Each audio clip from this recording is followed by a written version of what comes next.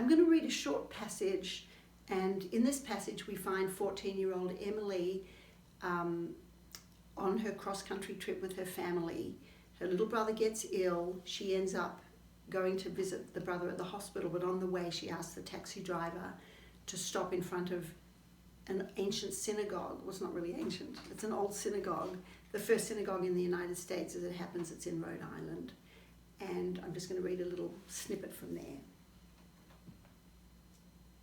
I glanced at my watch. The driver was right. It was exactly 12:15 a.m. How could I not have registered the time? Why had I asked the driver to bring me here? I nodded. Okay, but could we just sit for a moment? Sure, no problem. I'll take you back when you're ready. He turned off the engine and the world hushed. The sound of my own breathing filled my ears. And then, from behind the synagogue, I saw ghostly forms taking shape, people emerging one by one as if from a hidden cave, a few at first and then more and more, swelling within seconds to become a small crowd. Shadows shrouded them despite the brightness of the moonlight, in the hues of a black and white movie, multiple shades of grey. Squinting into the image, I saw that the people were dressed in shabby, old-fashioned garments, perhaps from somewhere in Eastern Europe, like Poland or Russia. An air of desperation hung around them. My eyes settled on a man, middle-aged, with hunched shoulders and piercing eyes.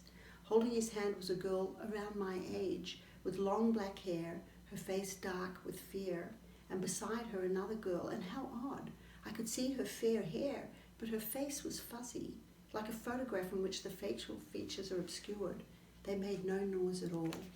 The driver slumped forward in his seat, breathing the heavy breath of sleep.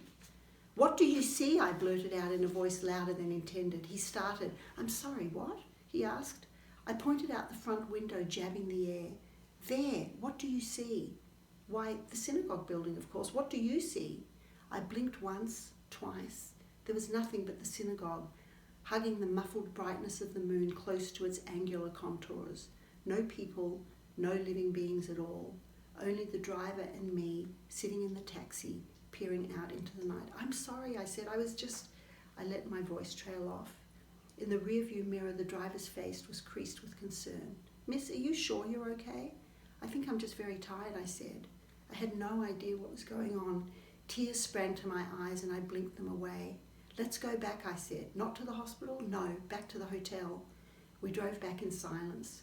The streets peeled away, their sleeping buildings in rapid retreat, as if the whole world was silently reeling while I sat stock still, frozen beneath the eye of the moon.